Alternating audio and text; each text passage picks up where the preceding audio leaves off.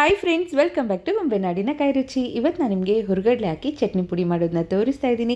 Idli, dosa, rice ಜೊತೆ ಕೂಡ ಸಖತ್ತಾಗಿರುತ್ತೆ. ಇವಾಗಂತೂ ಎಲ್ಲಿ ನೋಡಿದ್ರೂ ಬರೀ ಪುಡಿ ಇಡ್ಲಿ, ಪುಡಿ ದೋಸೆ ಅಂತಲೇ ಇರುತ್ತೆ. 100-200 ಕೊಟ್ಟು ಹೋಟ್ಲಲ್ಲಿ ತಿನ್ನೋದಕ್ಕಿಂತ ಈ ರೀತಿ ಸಿಂಪಲ್ಲಾಗಿ ಮನೆಯಲ್ಲೇ ಮಾಡಿಕೊಂಡು ನೀವು ತಿನ್ನಿ, ಮನೆಯವರೆಲ್ಲರಿಗೂ ಮಾಡಿಕೊಡಿ. ಮಾಡೋದು ತುಂಬ ಈಸಿ. ಬನ್ನಿ ಹೇಗೆ ಮಾಡೋದು ಅಂತ ನೋಡೋಣ. ಒಂದು ಚಿಕ್ಕ ಕಪ್ಪು ಕೊಬ್ಬರಿ, ಖಾರಕ್ಕೆ ಎಷ್ಟು ಬೇಕೋ ಅಷ್ಟು ನೋಡಿಕೊಂಡು ಒಂದು ಮೆಣಸಿನ್ಕಾಯಿನ ತೊಗೊಳ್ಳಿ. ಇದನ್ನ ಲೋ ಫ್ಲೇಮ್ ಇಟ್ಕೊಂಡು 1-2 ನಿಮಿಷ ಹುರ್ಕೊಳ್ಳಿ. ಇದರಲ್ಲಿ 2-3 ಸ್ಪೂನಷ್ಟು ಜೀರಿಗೆ ಹಾಕ್ಕೊಳ್ಳೋಣ.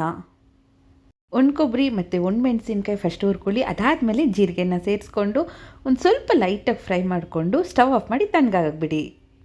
ಅದೇ ಬಾಣಲೆಯಲ್ಲಿ 1 ಕಪ್ಪು ಕೊಬ್ಬರಿಗೆ 4 ಕಪ್ಪಷ್ಟು ಹುರ್ಗಡ್ಲೆ ಬೇಕಾಗುತ್ತೆ. ಇದನ್ನ ನಾವು ತುಂಬ ಹುರಿಯೋದು ಬೇಡ, ಸ್ವಲ್ಪ ಬೆಚ್ಚಗಾಗೋಷ್ಟು ಹುರ್ಕೊಂಡ್ರೆ ಸಾಕು.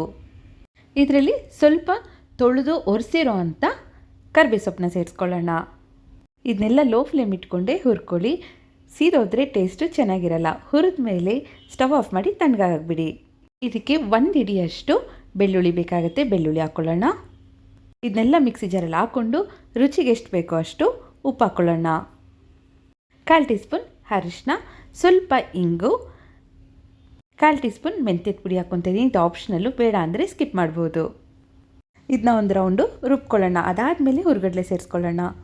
ನೋಡಿ, ತರಿಯಾಗಿ ಥರ ರುಬ್ಕೊಂಡು ಅದಾದಮೇಲೆ ಹುರ್ಗಡ್ಲೆ ಸೇರಿಸ್ಕೊಳ್ಳಿ. ಎಲ್ಲ ಒಟ್ಟಿಗೆ ಹಾಕ್ಕೊಂಡ್ರೆ ಸರಿಯಾಗಿ ಪುಡಿ ಆಗಲ್ಲ.